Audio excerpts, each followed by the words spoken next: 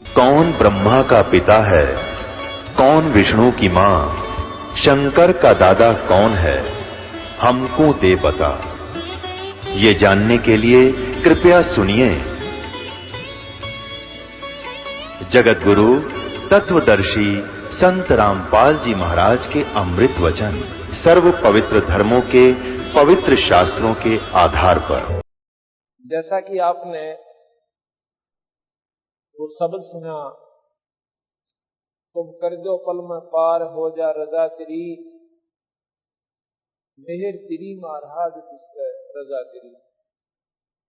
उस परमपिता परमात्मा सतपुरुष से अर्ज है कि तुम जिस पर राजी हो जा मालिक, जो चाहे सो कर सकते हो।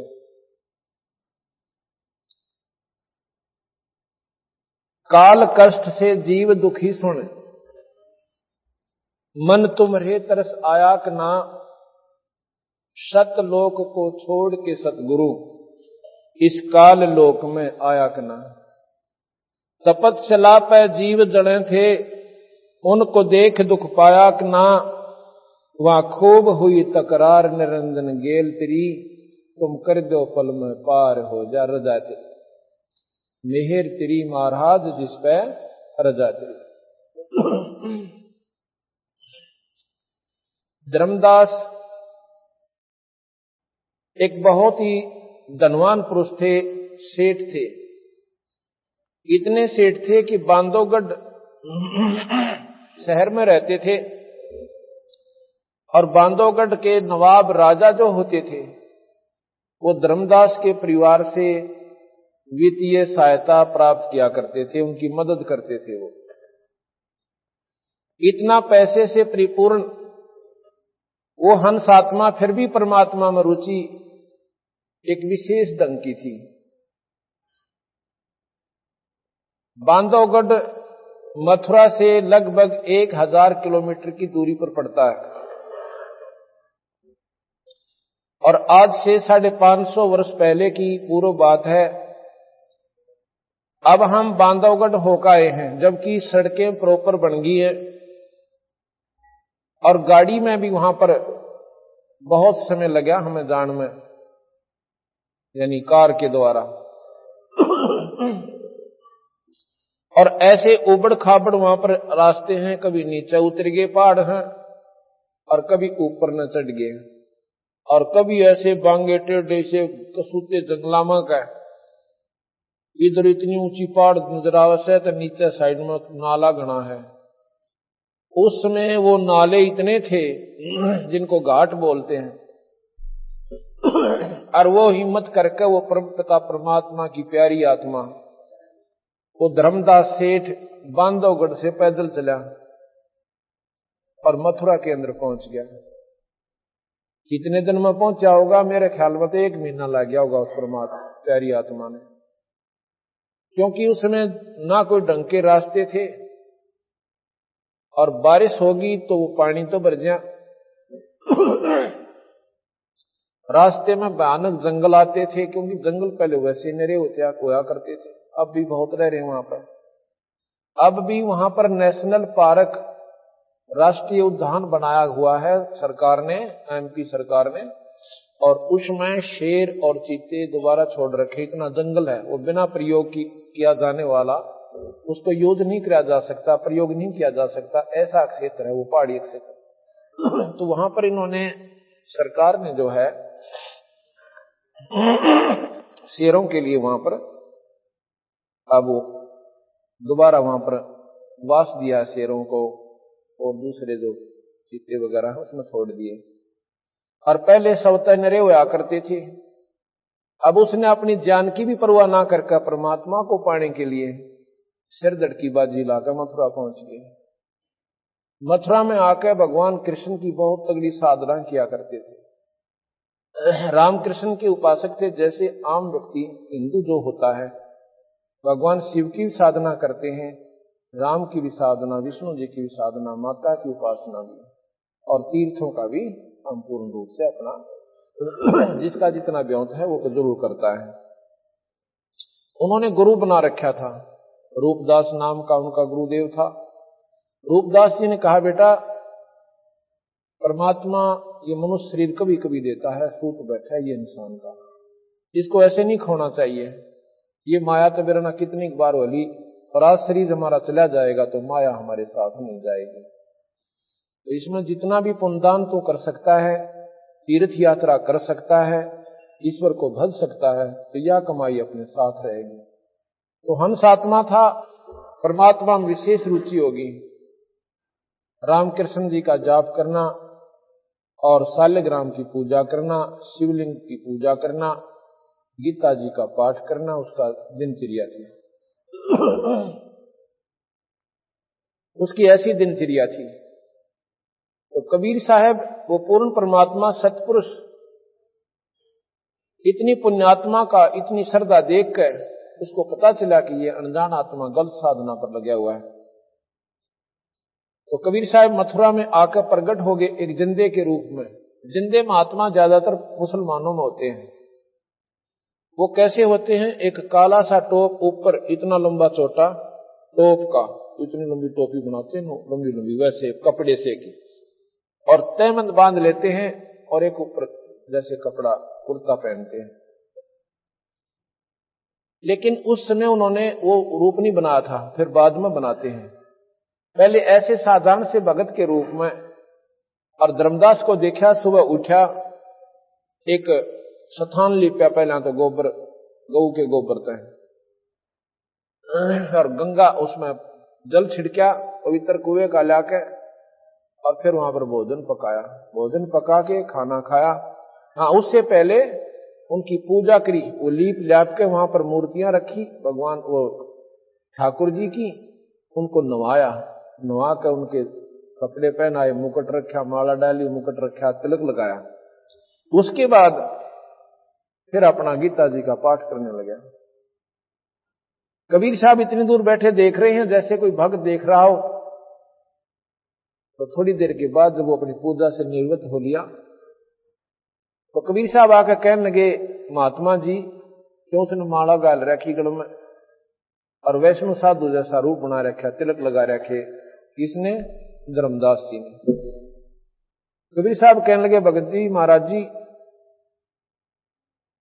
आपको तो लगता है बहुत ही ज्ञान है परमात्मा के बारे में, और मैं बहुत भटक लिया, मुझे कोई ज्ञान नहीं हुआ, मैंने कोई सतमार्ग दर्शक नहीं मिल लिया।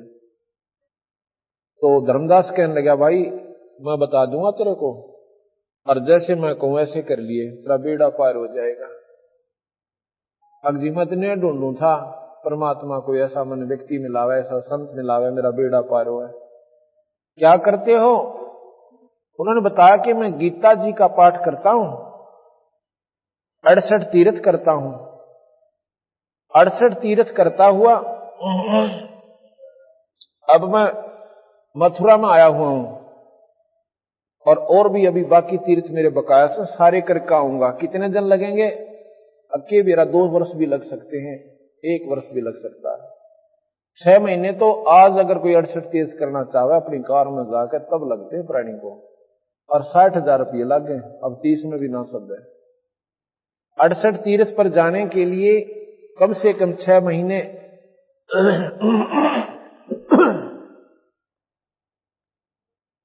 और 60,000 रुपये का खर्चा हुआ है। तो वो कहने लगा, भाई ठीक है जी, बड़ी बढ़िया बात बताई आपने, और क्या करते हो? कि गीता जी का पाठ करते हैं हम। अच्छा जी, और शिव शंकर का शिवलिंग पूजा करते हैं, गुरुदेव की श्रद्धा, गुरुदेव की पूजा, गुरुदेव की सेवा एक विशेष ढंग से आदर भाव से करते हैं, और ऐसे ही तू करया कर, आपका बेड़ा पार हो जाएगा। अच्छा जी। वो कबीर साहब कहते हैं, जी एक बात बताओ, इस तीर्थ के अंदर जिसमें हम स्नान करने जाते हैं, मैं ऐसे ऐसे फला फला तीर्थ पर गया था, वहां देखा कि इतना गंदा पानी, और उसमें जीव जंतु निरे,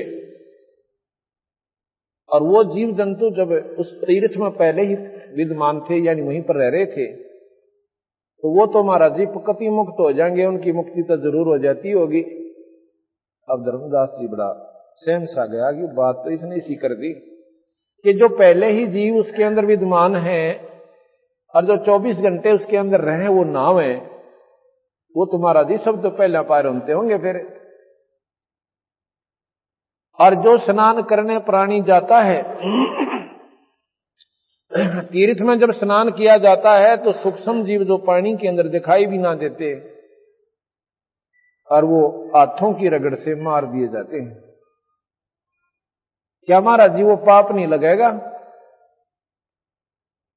भगवान कबीर साहब उस जीव आत्मा को महाराज जी कह के पुकार रहा ताकि वो राजी होगा बता दे सारी बात को। तो धर्मदास कहने लगा भाई जी पाप तो देखो होता ही होगा, वो पाप तो पाप है, जीव हिंसा तय कितना कर ले, इतना ज्ञान उसने जरूर था। और एक बात बताओ, रामकृष्ण जब नहीं थे तो क्या परमात्मा पहले था को नहीं? राम तो त्रेता में, कृष्ण जी द्वापर में। उस ईश्वर का नाम तो जी कुछ और ही होगा जो सतयुग में उपास्य था, नाम से वो मुक्ति बताता है। धर्मदास एकदम सहम सा गया, नो बोला हम व्रत करते हैं एकादशी का। अच्छा व्रत करते हो, व्रत करने से क्या लाभ होता है? कहते स्वर्ग प्राप्ति होती है। कबीर साहब कहने लगे एक बार अकाल पड़ा था, इतना भयंकर अकाल पड़ा था कि सारी दुनिया आंधी हो कमरी थी और अन्न के दर्शन भी ना हुए थे, पत्ते भी खत्म हो गए थे वृक्षों के खा खा के, और फल तो मिले कहां थे। उन जैसा व्रत तो मेरे ख्याल कोई कर भी नहीं सकता, आप तो कदे भी नहीं कर सकते धर्मदास जी। और उसमें सारी एक कमते लेकर और माउसताई और फिर एक कमते लेकर पणवासी ताई सारी तिथि आ गई थी और अंधे होकर कुत्याड़ी मौत मेरे थे। नीरत या तसली होती कोई ना, हूं आपको हो सो मैं नकारा करता कोई ना। धर्मदास कहने लगा हम जीव हिंसा नहीं करते कोई भी, और ऐसे बड़ा हमारा सबसे उत्तम पंथ है वैष्णो धर्म। कहने लगे आप कहां से चले हो? कि बांधवगढ़ से आया हूं। कितनी दूर है यहां से? कि जी हजारों किलोमीटर। उसमें कोस होते थे कि लगभग 400 450 कोस पड़ता है। और पैदल आए? कहां जी पैदल आया। कितने जीव मारे रास्ते में आपने? आप अपने स्वार्थ की खातिर निकले, आत्म कल्याण भी एक स्वार्थ ही है।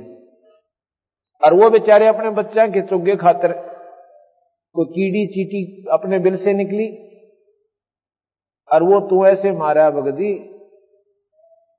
उनका भी ले खतरे सिर पर होगा। यहां पर गीता जी में लिखा कि जैसे कर्म प्राणी करेगा वो दोनों भोगने पड़ेंगे। धर्मदास ने बोला जी न्यू तो लिख रखा है, तो फिर ये दोनों भोगने पड़ेंगे भाई तुझे। ये तीर्थ का मान ले पुण्य तो हुआ एक, और इसमें 2 घड़ी स्वर्ग मिलेगा, और इन पापों का प्रतिफल तुझे 1000 नरक मिलेगा, 1000 वर्ष नरक मिलेगा। बता इस तीर्थ ने क्या चाटू भाई, मेरा तो यह समझ में आई कोई ना। कहने लगा तू तो बात बहुत बनाता है, यानी जब ना वो ज्ञान तक महाराज जी काबू आए को ना, तो थोड़ा सा गर्म हो गया, महाराज जी अंतर ध्यान हो गए, यानी एकदम दिखाई नहीं दिए सामने तय। अब धर्मदास ने सोचा रहने के आकर भगवान ना मेरा किस रूप में आ जा, और आपने तो चाड़ा कर दिया, मैंने तो आज जुल्म कर दिया। भगवान आए थे और पूछना चाहिए था अगली फिर मार्ग कौन सा है, आप सच आप बता दो।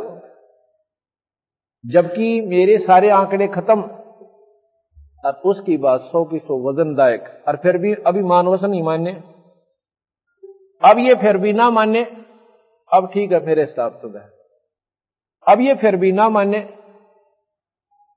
तो भाई अंतर ध्यान हो गया हो महाराज जी। अगले दिन अब वो एकदम झटका सा तो लगे उसको, सवेरे सवेरे वो फिर नहा धो के और ऐसे ही अपना लीप के वो करके सारी प्रक्रिया और खाना बनाता है।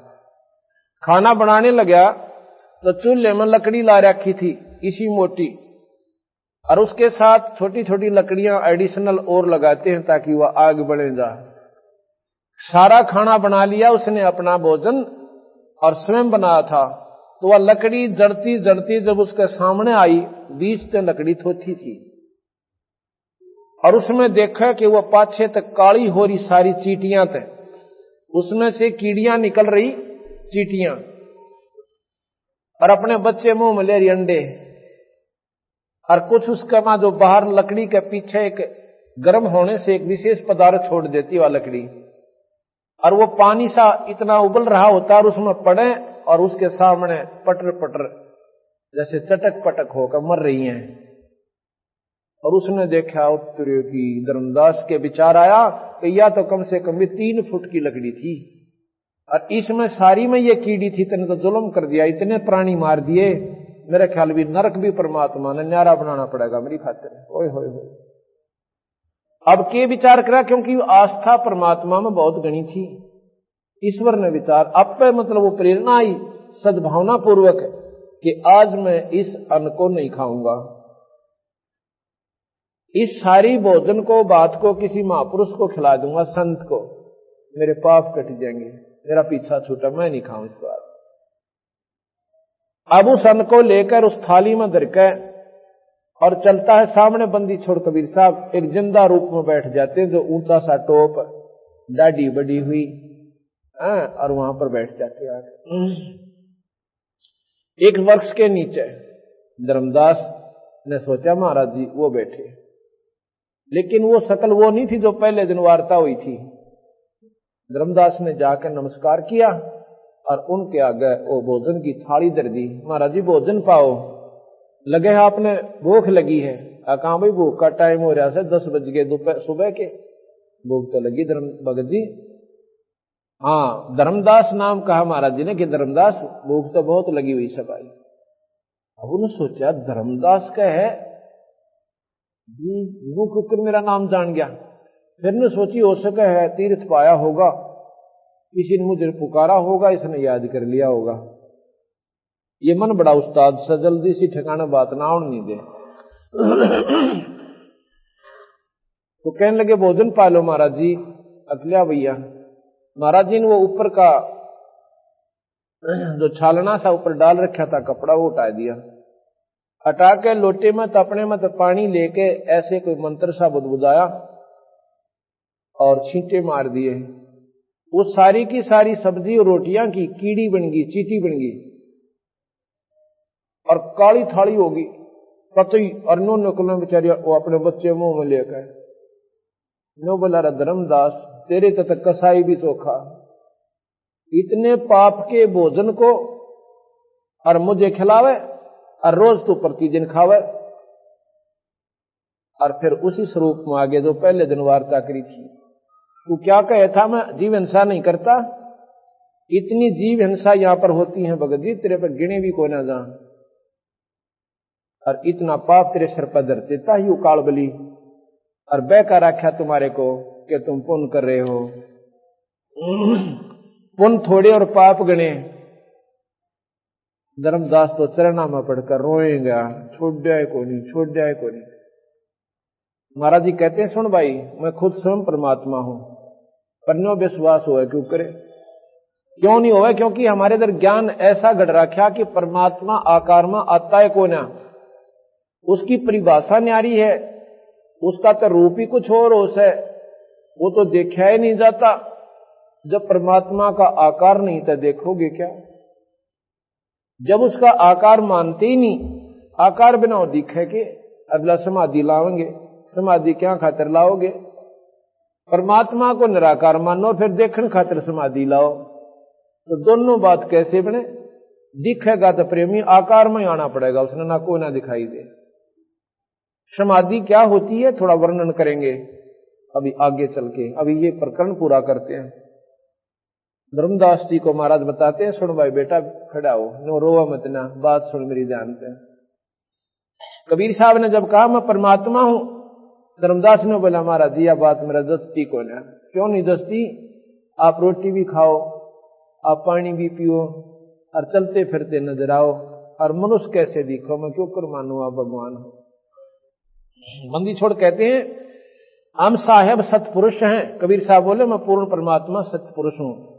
हम साहेब सतपुरुष हैं, ये सब रूप ये हमारे द्वारा ही बनाए गए हैं, ब्रह्मा विष्णु महेश और तुम सब जीव वहीं से आए थे भाई।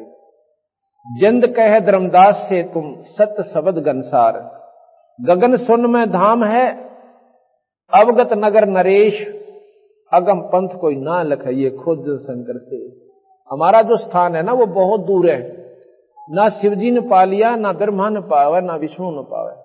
हम विधि बताओ भाई नहीं हो पावे, और आम व्यक्ति भी जा सके, भाई भी जा सके, बहन भी जा सके, और बुढ़ा भी जा सके।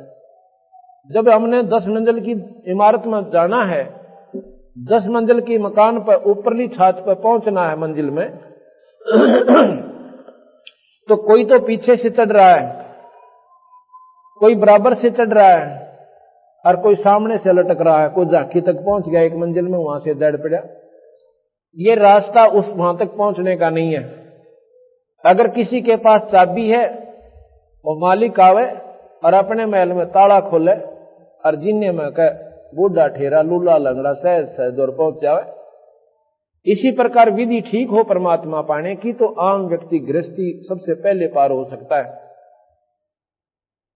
अगर परमात्मा वही लोग पावे जो जंगल में बैठ जाते हैं तो आम क्या खातिर बाट देखें, फिर किस लिए गीता के पाठ न करते हैं, किस लिए हम राम राम कर रहे हैं। तो हमारा तो नंबर है कोई ना वक़्त देवी। तो गरीबदास महाराज ने, कबीर साहब ने यही भ्रम तोड़ा, भाई इस अंधेरे नटा दो। परमात्मा पाने के लिए कितने भी संत वो सब गृहस्थी भी पार हुए हैं। जैसे दरू को पार मानते हो और प्रहलाद को पार मानो। दरू ने 5 साल की आयु में, 5.5 साल की आयु में परमात्मा पाया, उसके बाद शादी करवाई 16 साल की आयु में और शादी करवा कर फिर 30,000 वर्ष राज किया पृथ्वी पर, क्योंकि उसका बड़ा भाई उत्तम मर चुका था, जिसको उत्तानपाद ने राज दे दिया था। उसकी मौसी के वचनबद्ध हो गए। वो जंगल में लड़ाई में मारा गया था, गंधर्वों के साथ लड़ाई हुई थी। उसके बाद क्योंकि राज ही मांगा था ध्रुव ने भगवान से और स्वर्ग प्राप्ति मोक्ष, तो उसने 30,000 वर्ष राज किया। और 2 शादियों का प्रमाण सुख सागर में मिलता है कि ध्रुव की 2 शादियां हुई और फिर स्वर्ग में गया। इसी प्रकार प्रहलाद ने 10 साल की आयु में हिरण्य को नरसिंह प्रकट हुए, दर्शन हुए, उसके बाद ब्याह करवाया। और राजा बलि जिसने 100 यज्ञ करी थी, 100 मन देसी घी की, और जिसमें स्वयं भगवान विष्णु 52 बनकर आए थे, वो राजा बलि प्रहलाद का पोता था, बैलोचन का लड़का था। प्रहलाद का लड़का बैलोचन था, बैलोचन का बलि हुआ। तो महाराज कहें, और गरीबदास महाराज छुड़ानी में हुए। एक जमींदार के घर में जन्म था, 4 लड़के 2 लड़की हुई, और उनका सारा प्रक्रिया करी, बच्चे पालन पोषण किया और खेत में काम किया। परमात्मा पाया, ढोल के डंके पर गाया और यह विधि बताई कि ये रास्ता आपको बिल्कुल आसानी से पार कर देगा। अन्य साधन है सतलोक तक जाने के, और ये अन्य साधन है स्वर्ग तक जाने के। और कबीर साहब गरीबदास जी का जो नाम मंत्र है वो सतलोक ले जाने का, यानी जहां पर ब्रह्मा नहीं जा सकता, जहां विष्णु नहीं जा सकता, जहां शिव नहीं जा सकता। क्यों नहीं जा सकता? क्योंकि ये सतनाम और शारनाम उपासक संत जिसको अधिकार हो वो देव है, और उसके नाम का जाप वो प्राणी गुरु मर्यादा में रह के करे तो वो जा सकता है। तो ब्रह्मा विष्णु महेश को कबीर साहब स्वयं आकर मिले थे, उनको प्रथम श्रेणी का नाम दिया था, ब्रह्मा को भी, विष्णु को भी, शिव जी को भी। दूसरी श्रेणी का जब नाम देने के लिए वो गए सतनाम का, तो निरंजन ने उनकी बुद्धि फेर दी, उनमें प्रकट हो गए। ब्रह्मा कहता कि महाराज जी देखो, वेद से ज्यादा मैं नहीं मान सकता, ये प्रमाणित शास्त्र है परमात्मा के प्रकट किए हुए। कबीर साहब ने कहा कि भाई ब्रह्मा, उस मालिक ने एक सूक्ष्म वेद और दिया था, लेकिन उस सूक्ष्म वेद निरंजन ने छुपा दिया, ये आप तक नहीं आने दिया। वो सूक्ष्म वेद का भेद मैं पुनः आपको देने के लिए आया हूं। नहीं माना ब्रह्मा जी भी। विष्णु जी ने भी ऐसा ही कहा, महाराज जी हमारे पास 4 पदार्थ हैं, अर्थ धर्म काम मोक्ष। उसके किए कर्म का, धर्म धार्मिक कर्मों में रुचि बढ़ा दें, क्योंकि गीता जी के ज्ञान से, रामायण महाभारत के पाठ से अंतःकरण साफ हो जाता है, भक्ति करने में रुचि बढ़ जाती है, काम मनोकामना पूर्ण हो, और मोक्ष कहते हैं स्वर्ग प्राप्ति कर दें। अंतिम यहां का स्वर्ग है 21 ब्रह्मांड तक। इसी प्रकार शिवजी को कहा, शिवजी ने भी वैसे महाराज का आदर बहुत किया शिव भगवान ने कबीर साहब का, लेकिन ये बात आगे स्वीकार नहीं करी। कहते हैं जी ब्रह्मा जी ने बताया वेदों में ओम तो बड़ा मंत्र नहीं, और निरंजन से ऊपर भगवान नहीं, ब्रह्म से ऊपर कोई शक्ति नहीं। अच्छा भैया कोई बात नहीं। तो इस प्रकार जब तक सारनाम सतनाम नहीं प्राप्त होता, प्राणी पार नहीं हो सकता। गरीबदास जी ने लिखा, हम बैरागी ब्रह्मपद और सन्यासी महादेव, सोहम मंत्र दिया शिव जी को, वो करे हमारी सेव। वो शिव भगवान भी हमारी सेवा करता है। लेकिन आज हम इस स्थिति में हैं कि कबीर साहब को प्रथम तो शक्ति स्वीकार कर राजी को ना कि इसमें कोई शक्ति है, क्योंकि हम उनको एक कवि, एक दुल्हा, बस इससे आगे स्वीकार नहीं कर पाए। क्यों नहीं कर पाए? क्योंकि उनकी लीलाओं का हमें ज्ञान नहीं हुआ। भगवान राम और कृष्ण शिव विष्णु जी को हमने क्यों परमात्मा स्वीकार किया? उनके जीवन चरित्र पढ़े। रामायण के अंदर भगवान राम की महिमा और राम कृष्ण लीला के अंदर भगवान कृष्ण की लीला बचपन से लेकर और आखिर तक हम सुनते चले गए। जो उन्होंने चमत्कार किए, जो उन्होंने लीलाएं दिखाई, उनके द्वारा हम इतने आकर्षित हो गए इनकी तरफ कि ये पूर्ण परमात्मा मान लिए। महाराज ने ये नहीं कहा कबीर साहब ने कि ये परमात्मा नहीं है, ये 3 लोक के भगवान है, 3 लोक के साहिब है। और 3 लोक के परमात्माओं में जो शक्ति होती है इनमें परिपूर्ण है। कंस जैसे राक्षस को ये खूब मार सकते हैं, रावण जैसे निर्भाग ने ये खूब गढ़ सकते हैं, लेकिन भाई ये जन्म मरण नहीं मिटा सकते, और भाग से ज्यादा नहीं दे सकते और भाग से कम नहीं कर सकते। और कबीर साहब क्या कर सकते हैं? ये भाग बढ़ा भी सकते हैं, ये घटा भी सकते हैं माड़े कर्मों को, इनमें और सतलोक प्राप्ति करवाएंगे, स्वर्ग नहीं जाने देंगे। यजुर्वेद के अंदर भगवान कबीर साहब की महिमा कई स्थान पर गाई गई है। सतपथ ब्राह्मण में, गोपथ ब्राह्मण में 108 श्लोक है, जिसमें पार्वती भगवान शिव से पूछे कि भगवान आप किसका ध्यान लगाते हो? आप तो स्वयं महादेव हो, देवों के देव हो, महादेव हो और ईशन के ईश हो, आप भी ध्यान किसका लगाओ? तो भगवान शिव कहते हैं पार्वती मेरा भगवान कबीर है। वो कहती है कबीर तो हमने पहली बार सुना भगवान, अब यह तो गलती खारी दुनिया।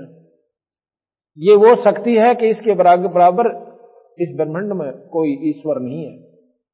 108 श्लोकों में कबीर नाम की महिमा का न्यारा न्यारा वर्णन आपको वहां पर पढ़ने को मिलेगा।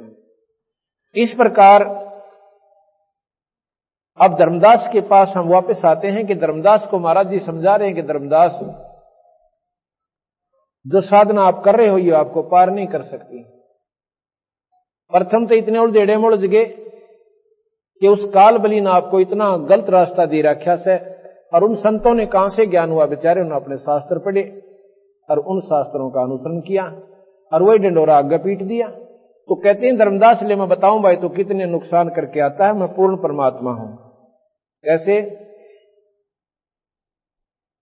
गगन सुन में धाम है अवगत नगर नरेश, अगम पंथ कोई पावे नाही है खोज शंकर शेष।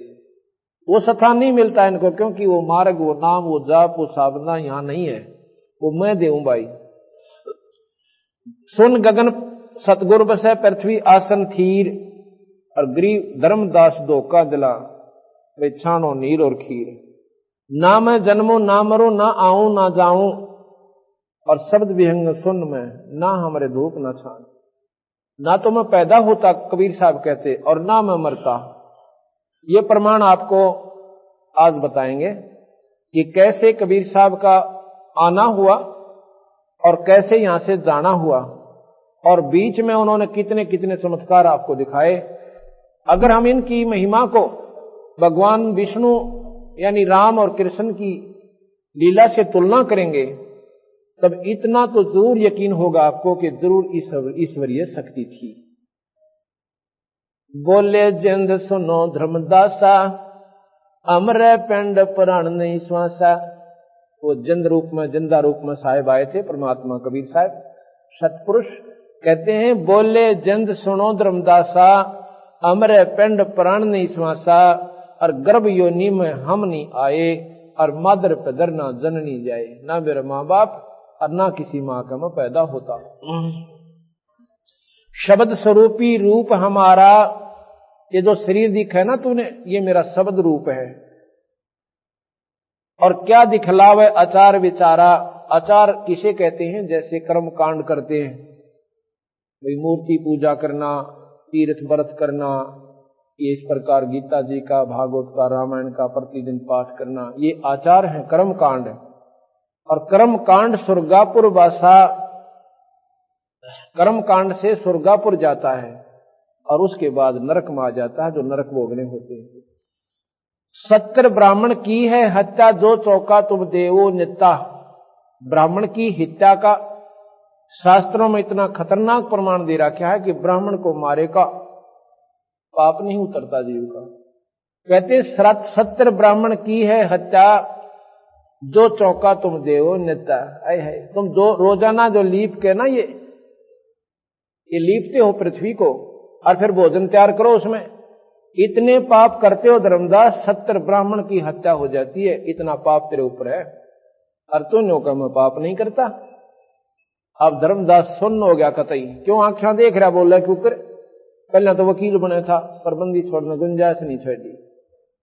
70 ब्राह्मण की है हत्या, जो चौका तुम देवो नित्ता। ब्राह्मण से हत्या जो हुई, और स्नान जल स्नान करे तो सही। 70 ब्राह्मण की हत्या फिर होती है कैसे? सहस 1000 ब्राह्मण की हत्या कहां होती है? जहां तुम तीर्थ में जाकर स्नान करते हो। हमने जींद के पास पिंडारा गांव है, वहां पर तीर्थ देखा।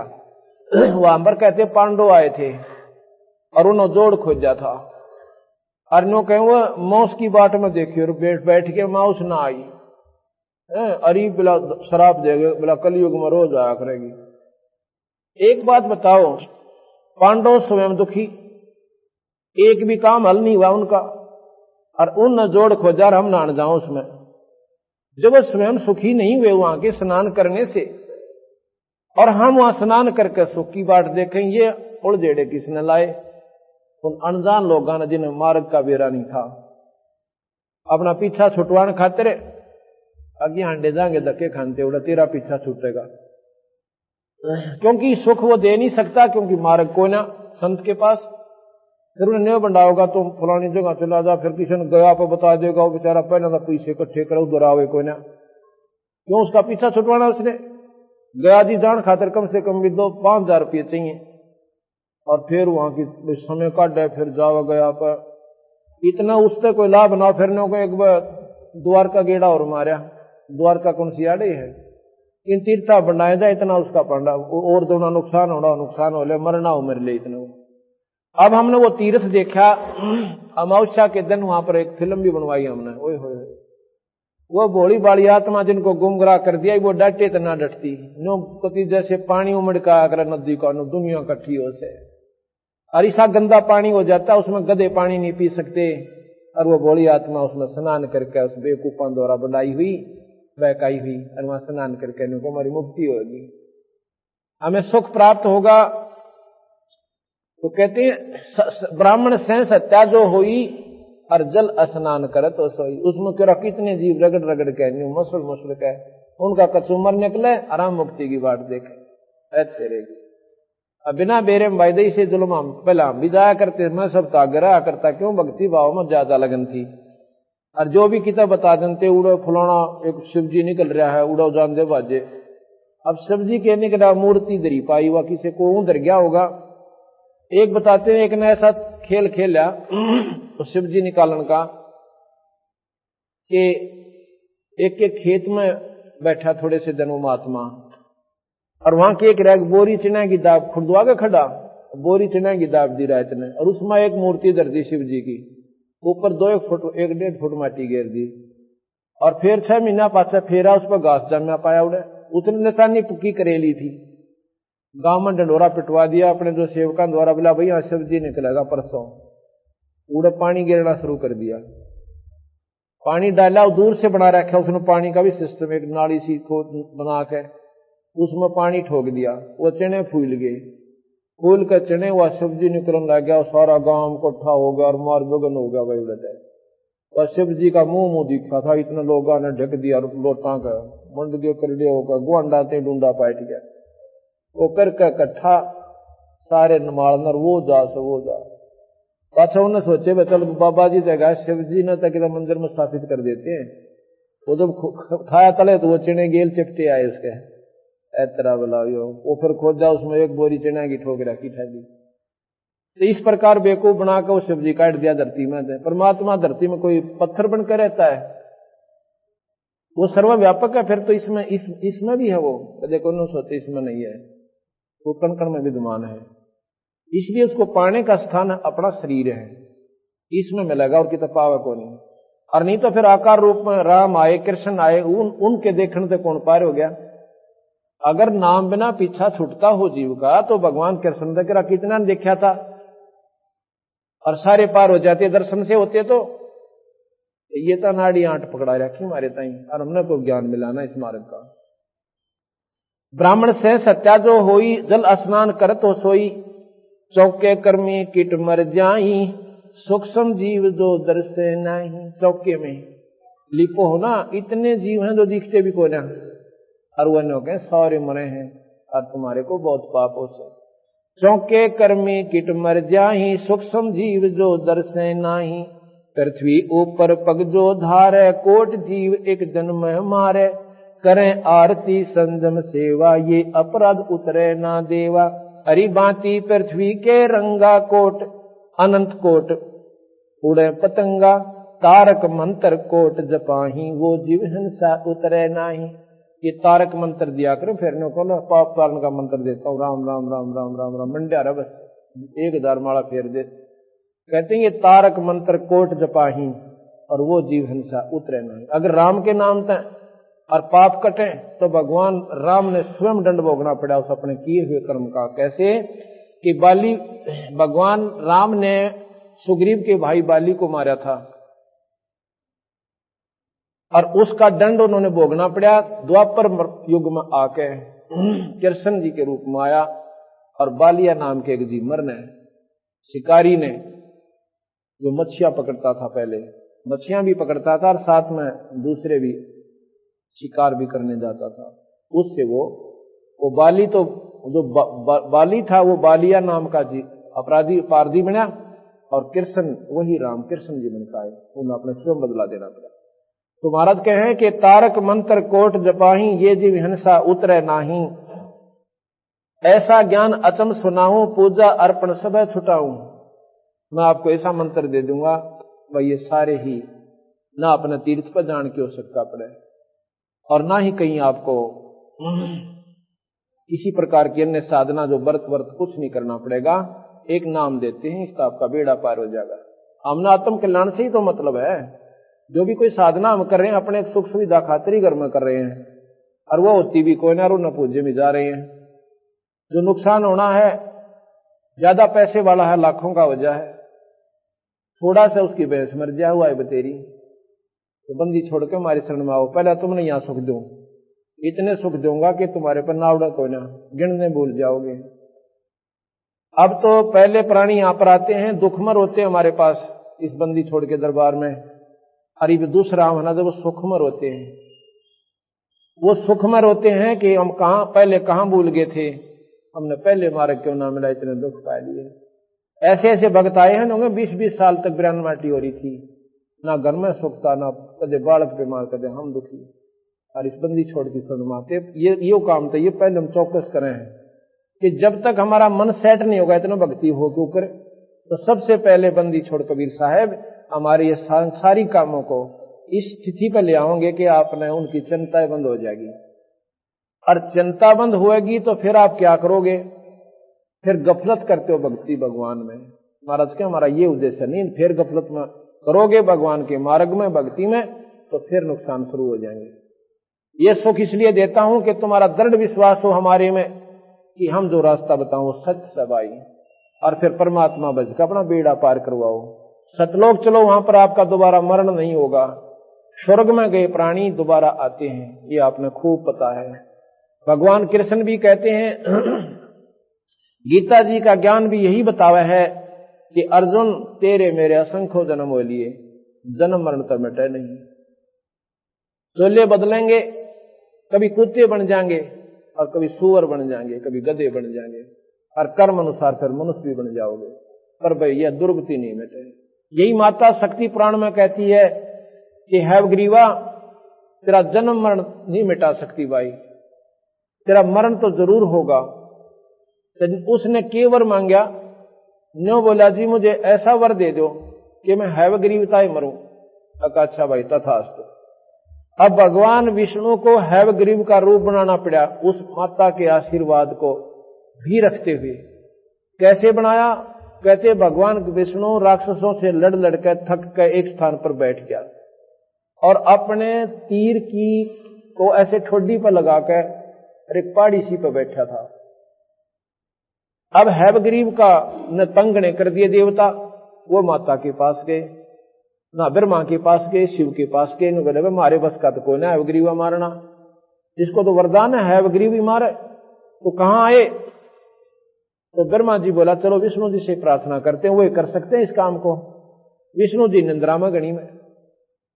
अब सोचा भी इसने उठावा कैसे, उठाओगे तो पाप लगेगा। उन्होंने एक कीड़ा छोड़ दिया उस परतंचा के ऊपर, उस तार के ऊपर जो डोरी थी ना धनुष की। अब किसकी खुड़का होगा चलेगा ना, जब कीड़ा ऐसे ऐसे चलता है वो, तो उसकी आवाज बहुत जोर से होती है उस तार के ऊपर धनुष के ऊपर। तो महाराज की आंख खुल जाएंगी, हमारा भी नाम ना होगा, ना सोचेंगे कीड़ा चढ़ गया था। तो उन्होंने ऐसा ही कर दिया। कहते हो कीड़े ने पहले परतंचा काट दी, वो तार कट गया और कटने से उसका ठोडी ठाडी नाड़ भी कट गई भगवान विष्णु की। वह तो कितना गिरना कहां जा पड़ी और शरीर वहां रह गया। इतना आवाज हुई कि सारे ब्रह्मंड गूंज गए। अब सारे घबरा गए, बड़ा चाला पाटा। फिर मां की आराधना करी शेरा वाली की। उसने कहा भाई नो करो, ये उस सर का दबेरा ना कित गया, इसके एक घोड़ा का गर्दन काट लाओ। घोड़े की गर्दन काट लाए और उस विष्णु के सिर पर रखकर उनको जीवित कर दिया माई ने, विष्णु जी को, शेरा वाली ने। और वो खड़ा हुआ तो कहने लगा अभी कैसे आए, ये व्याख्या उसने अपना स्वरूप तो ना देखा पर न्यू तो था सामने कौन कौन खड़े हैं, कैसे दर्शन दिए। तो माई वो कहते हैं कि महाराज जी ऐसे ऐसे बात बन गई, हैवग्रीव नाम का एक राक्षस घना दुखी कर रहा है और आप बिना वो काम कोई नहीं कर सकता। चलो अब उस हैवग्रीव का मतलब है ऊपर गर्दन घोड़े की, तले देवता शरीर। हैवग्रीव माने गर्दन, और ऊपर की गर्दन तो घोड़े की, और ग्रीव माने गर्दन हैव घोड़ा, और नीचे का शरीर दूसरा। तो भगवान जब कृष्ण विष्णु ने वो हैवग्रीव नाम का राक्षस मारा तो कहने का भाव यह है कि जन्म मरण नहीं मिटता। तो इस प्रकार ये पाप इतने बढ़ते चले जाएंगे। और कबीर साहब कहते हैं मैं तुम्हारा जन्म मरण मिटू, पहला तो भाई सबसे पहले इसको खत्म करूंगा और सतलोक ले जाऊंगा। सतलोक में जाने के बाद तुम्हारा दोबारा जन्म मरण नहीं होगा। अब सबसे ज्यादा दुख यहां पर मरने का। आज हम अपने बच्चों के साथ में कितने सुखी हैं? और भाई आप देख रहे हो रोजाना कितनी दुर्दांत घटना हमें सुनने मिले।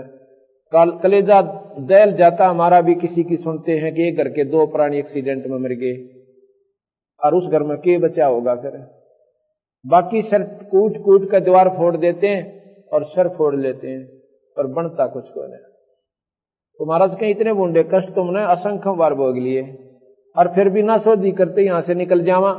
और निकलने का सबसे आसान तरीका केवल बंदी छोड़ के भगवान कबीर साहब का मार्ग यानी नाम ही जीव को पार करेगा।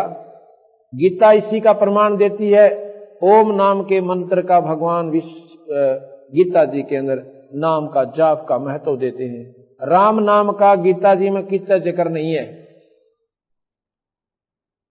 और रामायण में लिखा है कि कलयुग केवल नाम आधारा और सुमर सुमर नर उतरो पारा।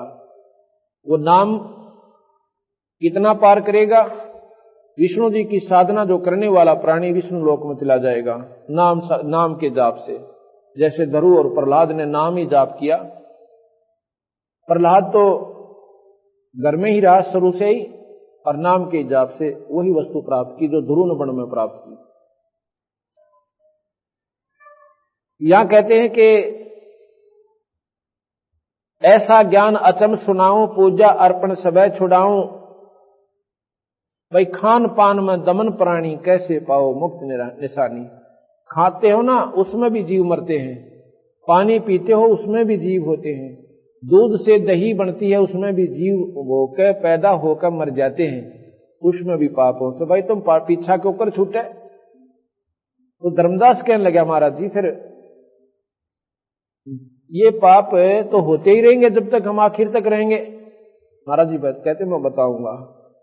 हमारे पास एक ऐसा मंत्र है, ऐसी दवाई है कि पहला तेरे पाप कर्मान फूकेगी कि जब ही नाम हृदय धरो भयो पाप को नाश। और जैसे चनगारी आग की भाई पड़े पुराने घास, ढेर लाग रहा हो घास का, चाहे 50 फुट ऊंचा और 10 किला में कहो सूखा घास यानी पाती वगैरह पराल इनकी दानों की, और एक चनगारी एक तिल्ली ला दो उसने फूक के और कति धरती का मिला देगी, हवा आवेगी उसने ठाक भगा देगी, उससे धन जोगी नहीं रहे। तो इसलिए महाराज कहते हैं हमारे पास एक ऐसा मंत्र है जो पहले पाप कर्मान काटेगा और तुम्हारे पुण्य प्रफुल्लित होंगे। ये ना ब्रह्मा के जाप से हो सके, ना विष्णु के हो सके, ना शिव के हो सके, क्योंकि ये आपको इनके नामों से आपके पुण्य बढ़ेंगे, आपकी भक्ति बढ़ेगी, और पाप बढ़ेंगे वो पाप भी गिले बढ़ेंगे। क्योंकि यहाँ दोनों भोगे हैं, पुण्य और पाप। पुण्य के लिए स्वर्ग है और पाप के लिए नरक है। जो ना स्वर्ग में भोगे हैं ना नरक में भोगे हैं वो कर्म आपने इस 184 के गट्टे में भोगने पड़ेंगे। ये ऐसा नियम निरंजन ने बनाकर ये कानून और ब्रह्मा विष्णु में इसको दे रखा है। इसको ये बदल नहीं सकते। हिंदुस्तान के कानून को कोई नहीं बदल सकता जो बना दिया गया, इसका अनुसरण करने से लाभ होगा।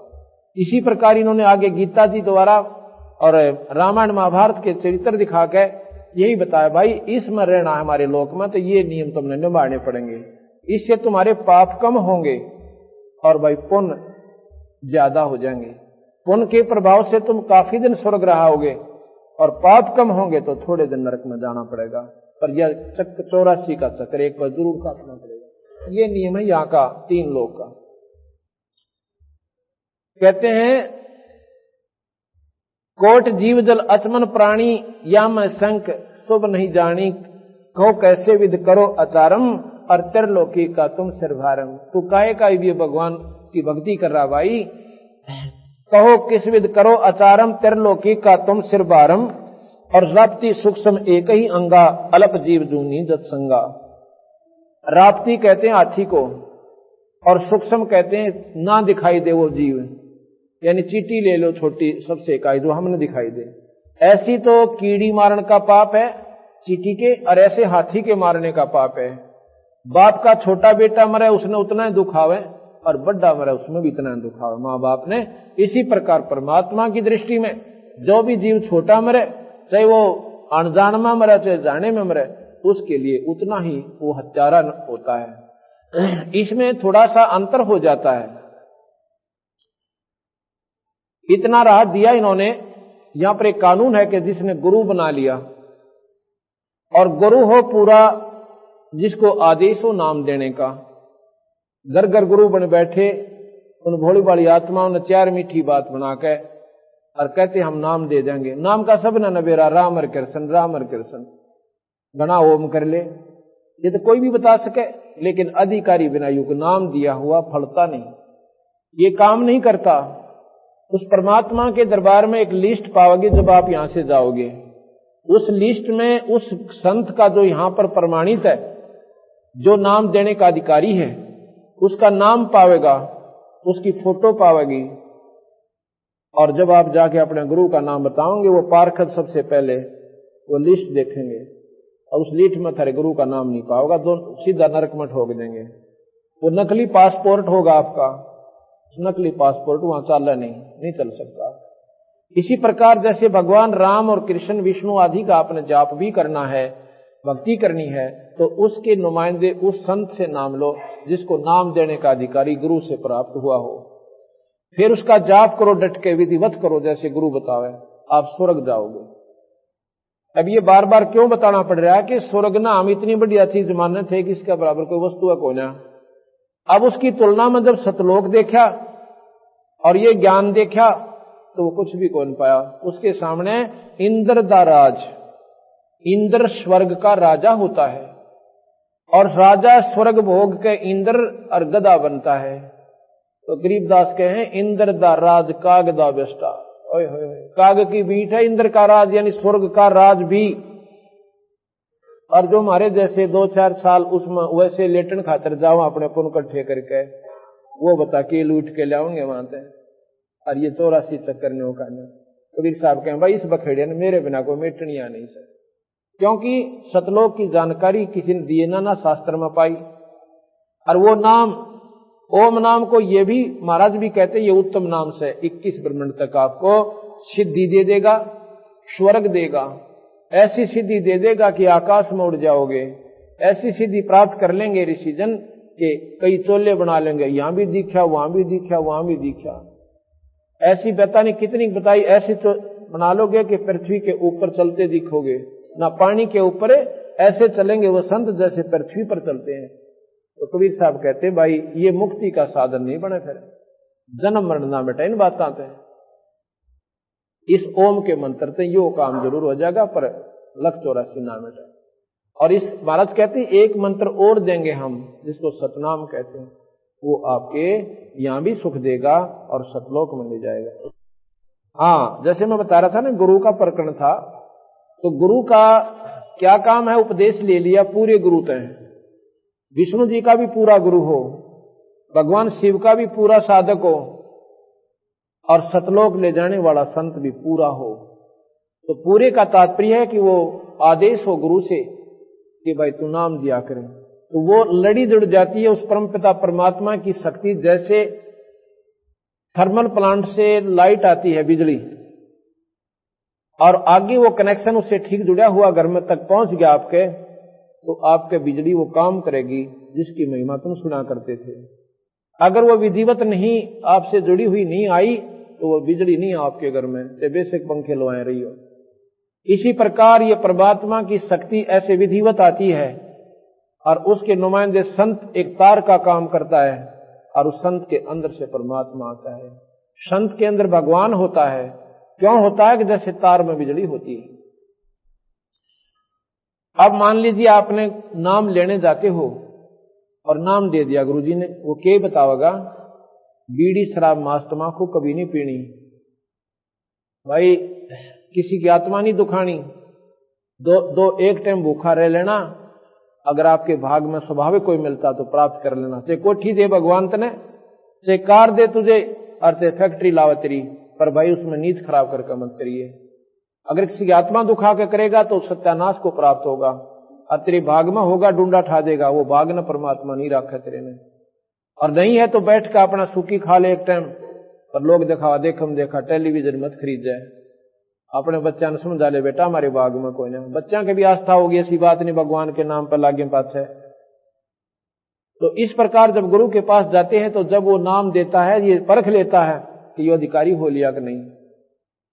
उसकी 100 बार पेटा भरता, ये बात सुन ले भाई, अगर ऐसे नहीं करेगा तो आपका खत्म हो जाएगा, हमारा नाम नहीं रहेगा। तो वो समझो एक जैसे लाइसेंस होता है मोटरसाइकिल स्कूटर कार गाड़ी ट्रक चलाने का, वो लाइसेंस बनाने वाली अथॉरिटी के पास जाता है।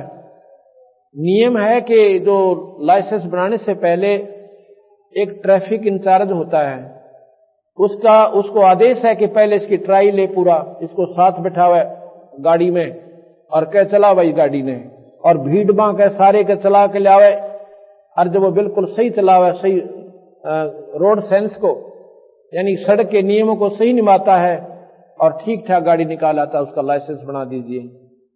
लाइसेंस बनने के बाद अगर एक्सीडेंट हो जाता है तो उसका 90% दोष माफ हो जाता है।